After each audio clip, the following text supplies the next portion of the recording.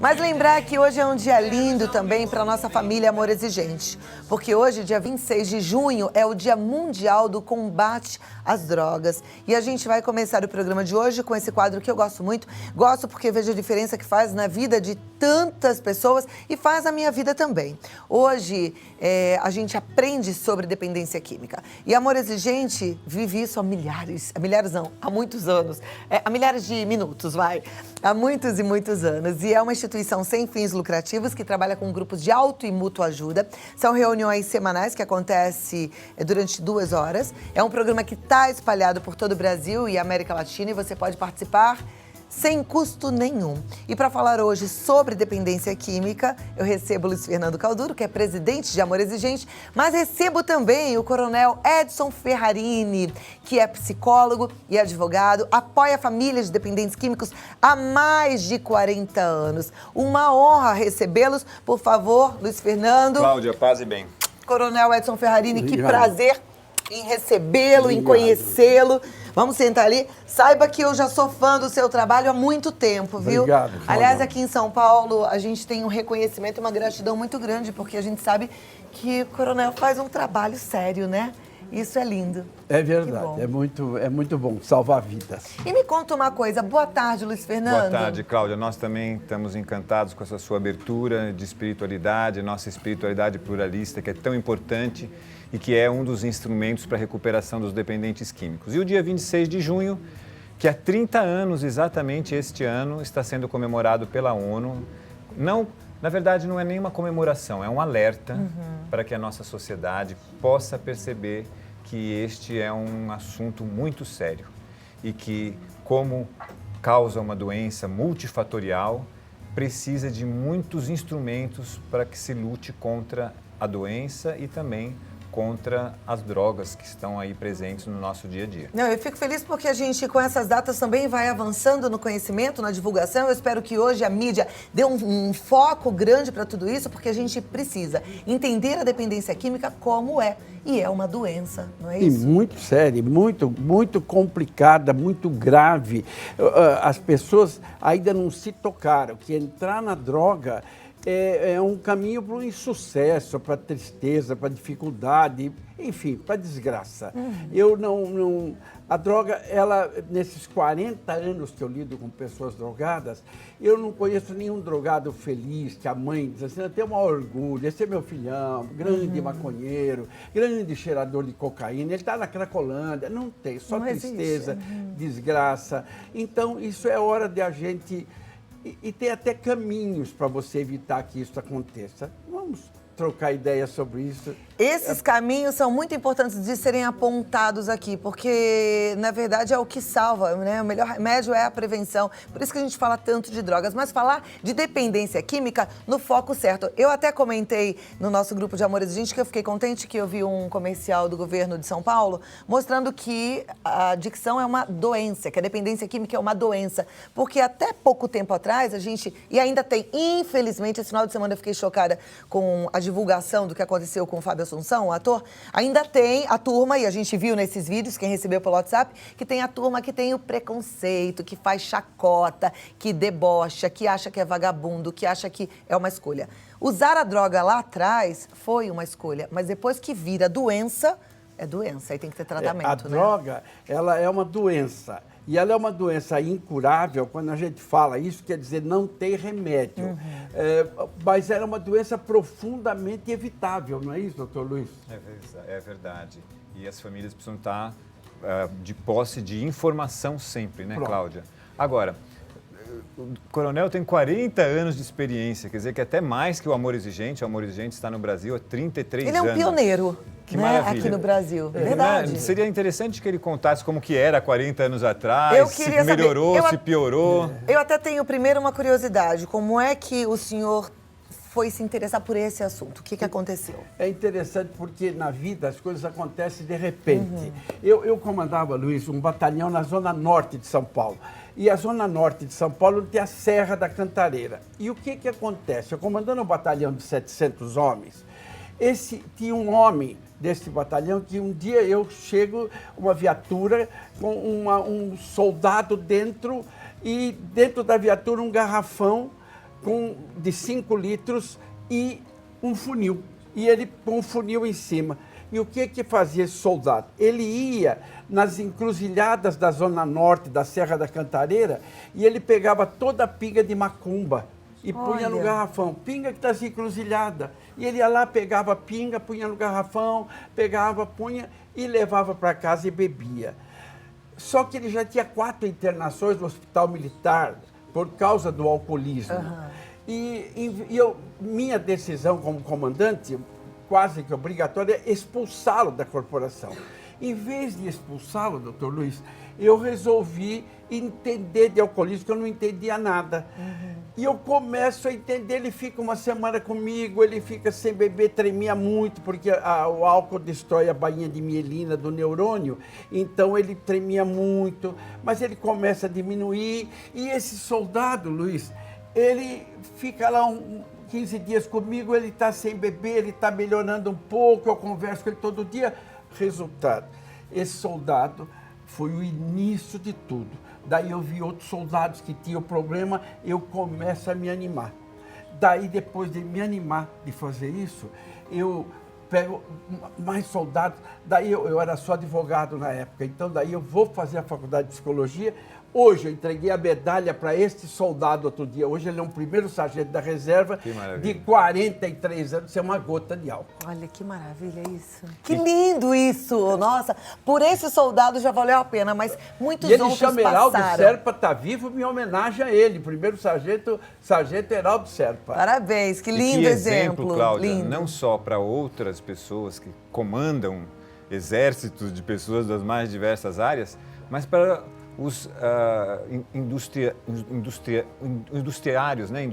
As pessoas que comandam indústrias, que comandam para todos, comércio. Luiz, porque assim, muitas vezes a gente expulsa e afasta a pessoa do nosso núcleo de relacionamento porque descobriu que ela usa droga. E eu gostei disso que a gente ouviu. Ao invés de você afastar essa pessoa, vai entender o que é a droga, vai entender o que é a doença. E só assim a gente pode ajudar todo mundo, né? Isso mesmo. E a gente fica encantado em ter como parceiro o Coronel Ferrarini aqui em São Paulo. Isso é maravilhoso. Agora, esse foi um caso. Muitos passaram porque depois o senhor tem uma clínica, não tem? É um trabalho ambulatorial que tem mais ou menos, desde muitos anos eu me ligo com o Padre Haroldo, aprendo com o Padre Haroldo. O Padre Haroldo é um dos professores de todos nós, né?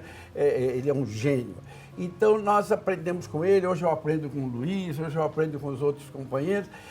E muitas pessoas passaram pelas minhas mãos, talvez umas 200 mil eu já pude orientar. Olha, que maravilha. Esse caso do alcoolismo, a nossa sociedade é muito permissiva e acredita que é mais fácil de tratar e ver mais esperança quando o problema é o álcool. E a gente sabe que não é, que é uma doença tão séria quanto as outras, mas em relação às outras drogas, tem casos de sucesso como desse sargento? Aqui fica a fala interessante. Esse sargento, ele está há 43 anos, Luiz, você que é especialista nisso, ele está evitando a primeira dose. Aqui é o segredo de tudo, Luiz. Você concorda? Absolutamente.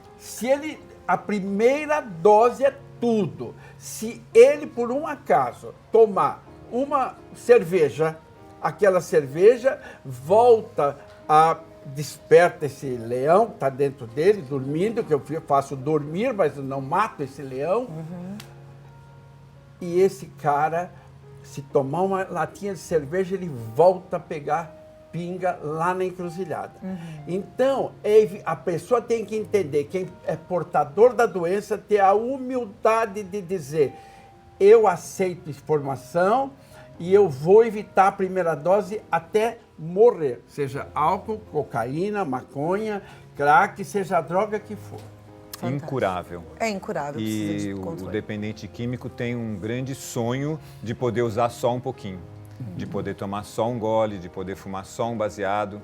Algumas pessoas que não são portadoras dessa doença até podem, mas não devem, não devem, porque também ela é uma doença progressiva, né? Que pode também acontecer em algum momento. Mas o dependente químico não pode, porque aí aquilo detona tudo isso, que nem você citou esse artista que aconteceu esse fim de semana. É isso, ele foi tomar para comemorar um evento bacana, uma dose de alguma de algum álcool junto com todos os amigos que podiam. E se ele estava num aí, patamar pronto. de tratamento aqui em cima, ele volta pro fundo do poço de onde ele estava, né? De Ele uma volta vez, né? pro fundo do poço, porque esse é um leão que você faz dormir, mas você não mata esse leão. Esse leão está dormindo dentro dele.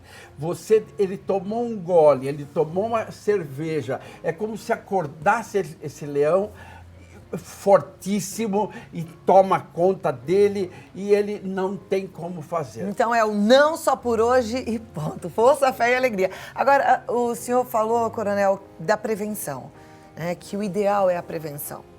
E qual que é a sua sugestão? Como é que é o seu trabalho em relação a isso? Você, o doutor Luiz... É o Luiz Fernando, seu amigo Luiz Fernando.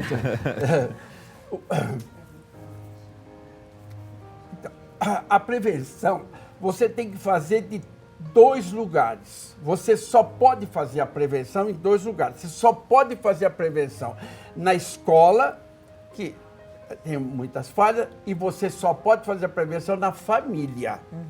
Ou você usa esses 2, doutor Luiz, ou você não consegue de outro jeito. Porque os amigos não vão evitar. Ele tem que sair orientado de dentro de casa. O pai tem que falar 1, 2, 3, 10, 200 vezes, 500 vezes, 1000 vezes, falar o dia inteiro. Fala até o filho dizer, pai, já sei, já sei. É em casa, é escola e família que você pode orientar. Outro lugar não tem. E avisar que o terrível da droga, o doutor Luiz Fernando me disse e concorda comigo. Eu trabalhei 35 anos na Polícia Militar. Eu fui comandante da rota, eu vi o crime bem de perto. Eu nunca tive, desses 200 mil pacientes que passaram pelas minhas mãos, eu nunca tive uma pessoa, doutor Luiz, viciado por um traficante, que pegou o revólver, botou na cabeça e falou, cheira, fuma, senão você morre, fuma, toma o revólver, cheira, bota essa carreira aqui de cocaína, enfia aí o canudo. Não, ela vai vir pela mão do melhor amigo, do namorado, do colega. De um irmão, de um primo. Daquele que frequenta a nossa casa, bonitinho, bonzinho, chama a gente de tia, de tio, né? E fala 5 mentiras na hora de oferecer que eu ouço há 40 anos. Só 5, pai. Fica esperto, olha. Ele vai dizer assim, o amigo, entra nessa, experimenta uma vez só, isso está na moda, está todo mundo usando, não seja careta, você vai ficar fora dessa.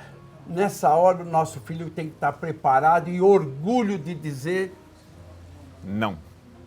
Pronto. Diz o padre Haroldo, uma só palavra, não. É não. E quando você fala em prevenção, eu gostaria de lembrar o nosso programa de prevenção de amor exigente. Sim, que é maravilhoso. Que é para a família, que é o PQVAE, o Família, chamado Educae, cursos de 15 semanas que põem os pais em contato com os princípios básicos e éticos do amor exigente. E o PQVAE Escola, que é este programa levado para dentro da escola e com o objetivo final de chegar em sala de aula, como acontece em alguns municípios brasileiros, por exemplo, Jataí, Itumbiara, no coração do Brasil, e que todos os alunos têm aula de amor exigente uma vez por semana. Isso é tão importante, tão maravilhoso. Se você quiser conhecer mais sobre esse programa de amor exigente, liga agora lá no 019 3252 2630. 019 3252 2630. Peça informações, fala com a dona Chiquinha que ela vai te explicar tudo como é que funciona. Vou voltar aqui já para a gente continuar o nosso bate-papo. Vamos continuar aqui o nosso bate-papo com o Luiz Fernando Calduro e o coronel Edson Ferrarini. A gente já falou um pouquinho de prevenção, a gente já falou um pouquinho sobre a importância do só por hoje, não, nenhum gole, nenhum nada, né? Mas aí eu me lembro também de toda... A família vai fazer seu papel, fazendo a prevenção, mas de toda a sociedade que fica confusa sem saber se...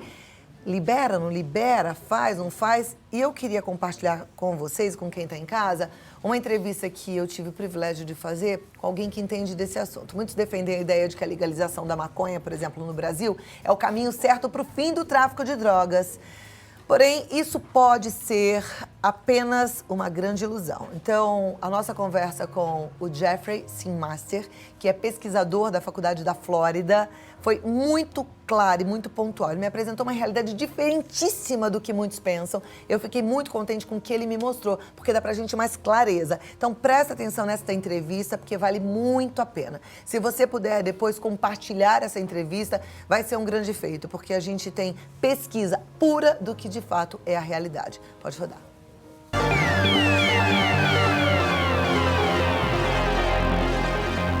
Eu estou aqui com o Mr. Jeffrey, que é um pesquisador da Universidade da Flórida em relação a políticas antidrogas. E é um prazer estar falando com ele, porque ele está trazendo dados novos para a gente.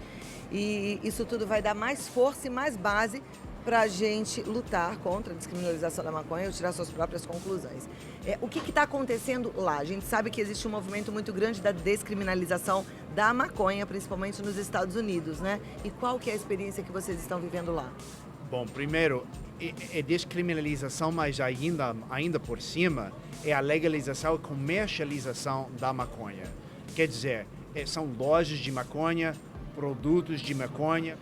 Os efeitos realmente são três principais, né?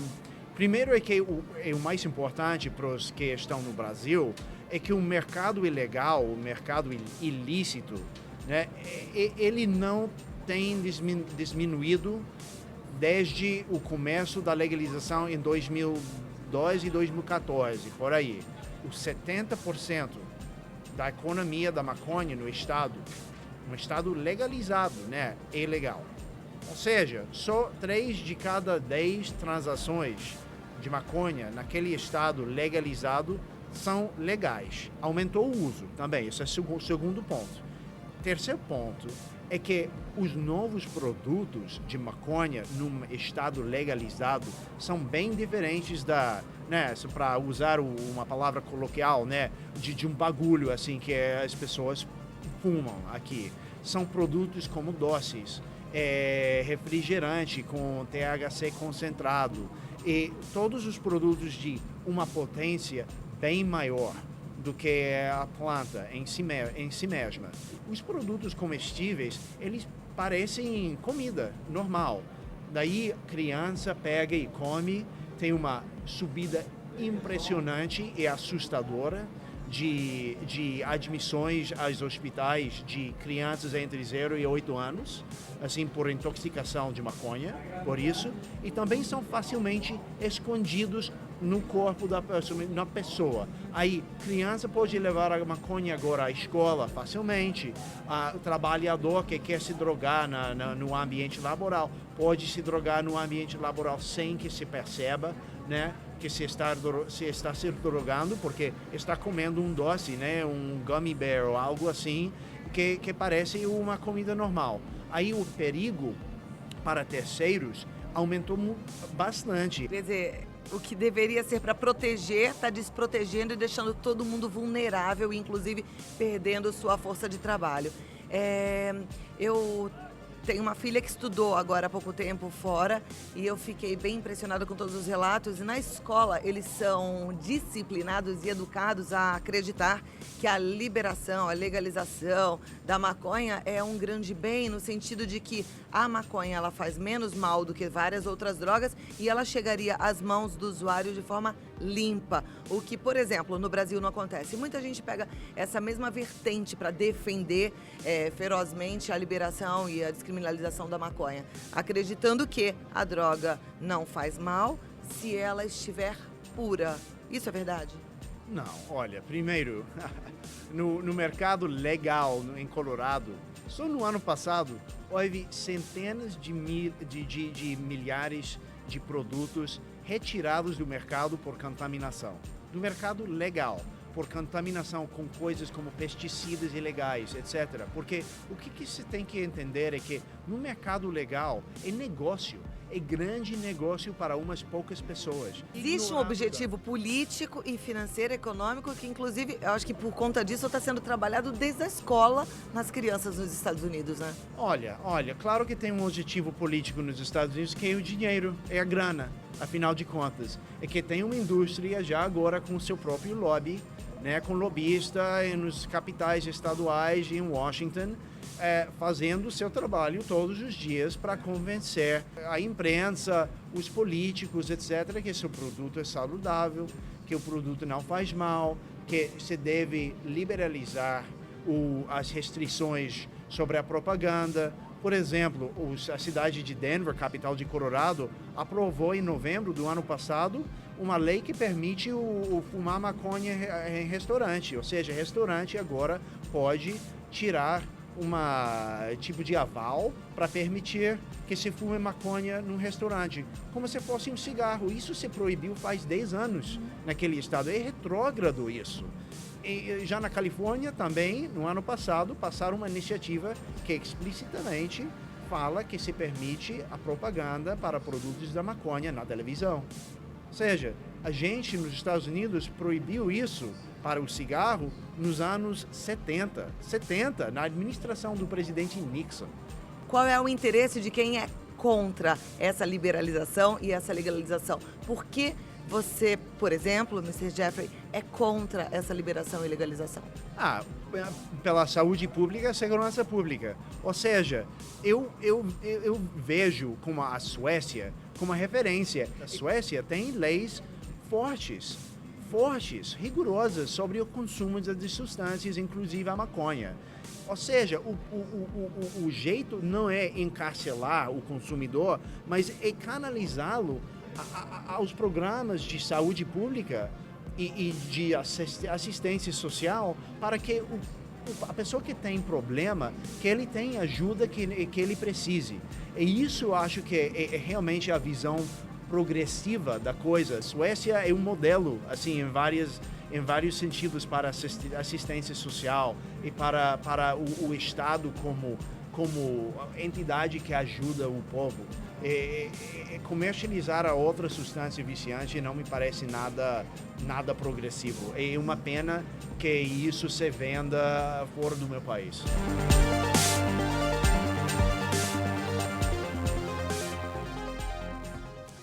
Maravilhoso. Muito obrigada, Dr. Jeffrey. Ele é um estudioso, um pesquisador. Ele vive essa busca por informações limpas e claras, sem nenhum interesse, nem financeiro, nem político. A gente tem que parar de ser bobo e instruir os nossos filhos. Eu vou colocar esse vídeo depois no YouTube. Eu quero que você me ajude na divulgação disso, porque as pessoas precisam entender, precisam acordar. A gente não pode ser marionete de uma indústria gananciosa, destrutiva.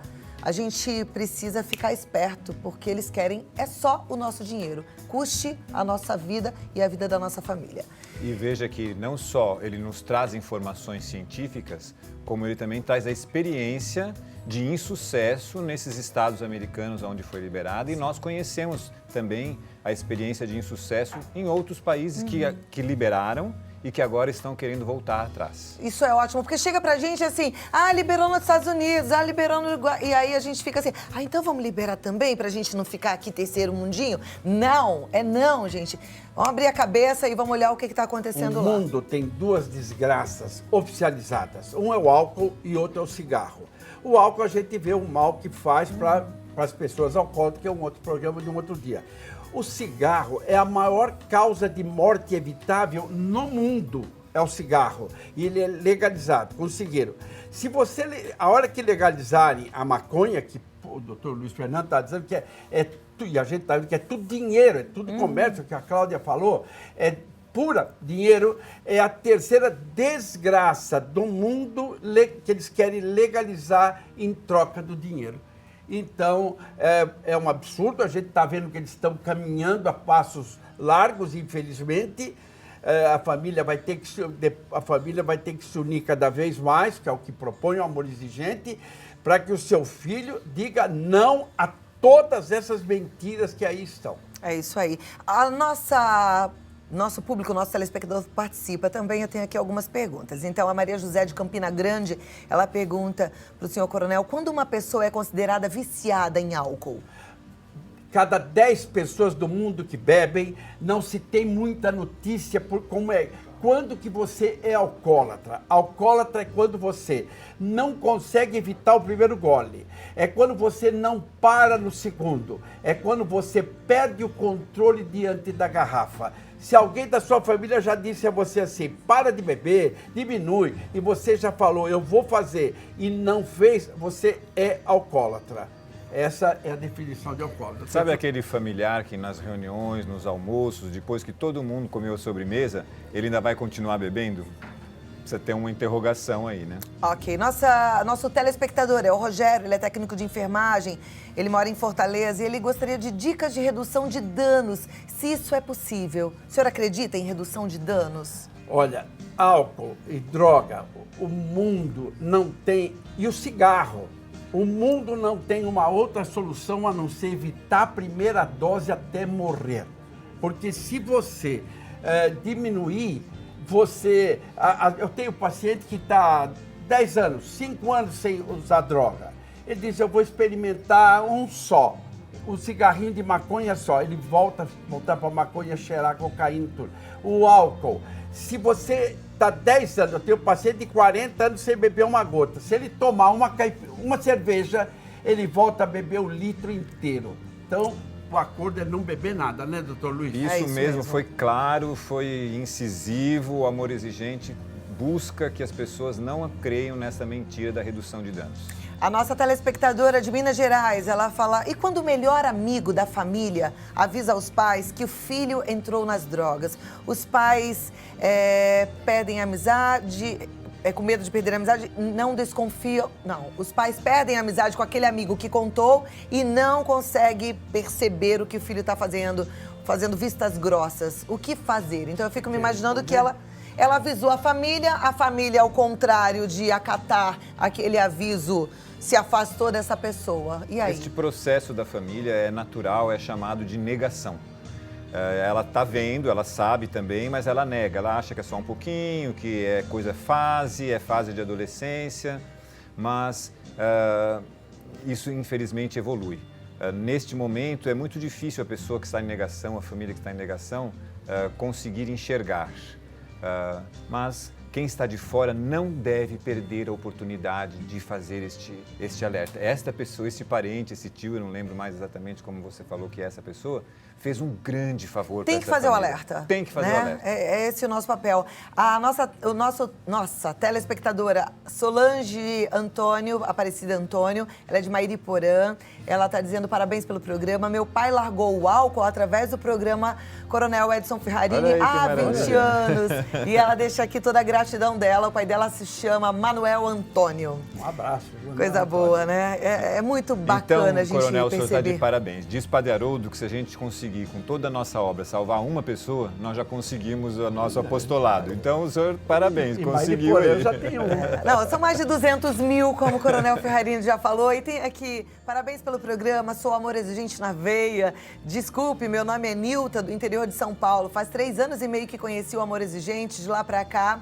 A minha vida, dos meus juntinhos, mudou muito para melhor. Eu fico muito feliz de ver e ouvir por uma falar em mensagem interior dessa. de São Paulo, ontem nós estivemos em Serra Negra e domingo passado em Cosmópolis. As coordenadorias regionais unidas, buscando capacitação para os voluntários. Olha, parabéns para essa região toda e Amor Exigente, de manhã, de tarde, de noite. É isso mesmo.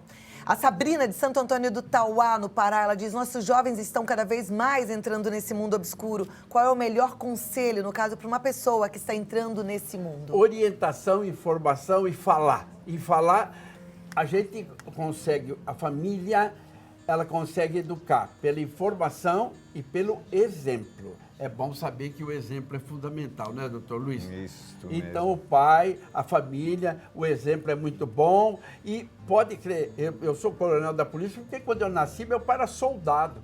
Que orgulho que eu tinha do meu pai pegar na minha mão e me levar nos quartéis. Ai, tá vendo? Então, veja, um pai que dá bons conselhos e bons exemplos ao filho, pode crer.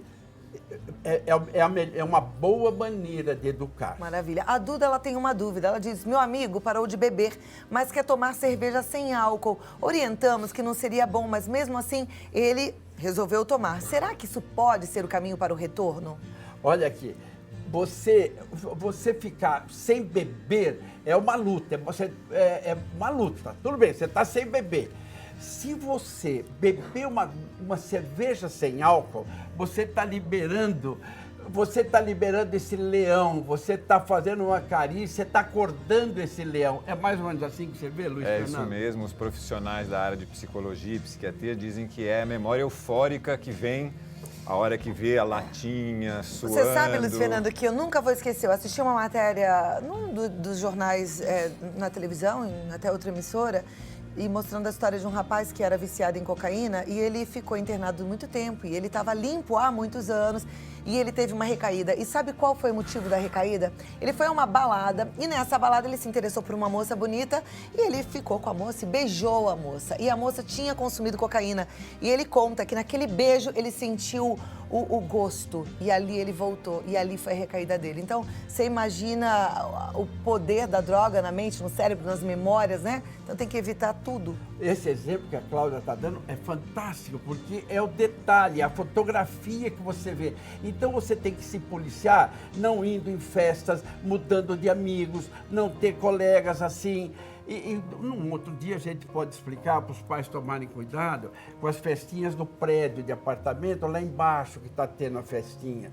É terrível, porque eles estão... Outro dia a gente pode falar do narguile, que eles estão usando aquele narguile como se fosse normal. É ficar atento, porque a recaída, o que separa o viciado, da recaída é uma folha de papel, tão tênue que é. Se ele não ficar bem atento. Pais, frequente o Amor Exigente. Olha, programa na sua vida. Você não é programa para assistir o horário da novela na televisão? Vem na tua cidade, onde tem mais perto, uma reunião de Amor Exigente. Vai lá e fica lá ouvindo os pais, o sofrimento dos outros, leva o filho e por aí afora. É isso. E sabe onde tem Amor Exigente? Perto de você. Entra no site www.amorexigente.org.br. Liga para dona Chiquinha se tiver dúvida, pergunta para ela. 019 3252 2630. É simples, é barato e funciona. Coronel Ferrarini, que honra conhecê-lo. Obrigada por ter vindo. E o senhor podia voltar sempre. A honra foi minha. Já Muito está bom convidado, né, recebê-lo. Cláudia? Estamos Mas traga mais oficializando vezes. Maravilhoso. o Amei convite para um recebê-lo. retorno breve. Muito Obrigado, obrigada. Cláudia, obrigado. Obrigada, Luiz Fernando. Força, fé e alegria. Isto, alegria sempre. Sempre. É preciso saber viver, minha gente. Novela é muito bom, como o Coronel Ferrarini falou. Mas o que é mais importante na tua vida do que a tua família? Uma vez por semana, normalmente das 8 às 10 durante a semana, tem um grupo perto da tua casa, vai! Não fique só, nada muda se nada muda. Ficar aí de braço cruzado com medo não te leva a lugar nenhum.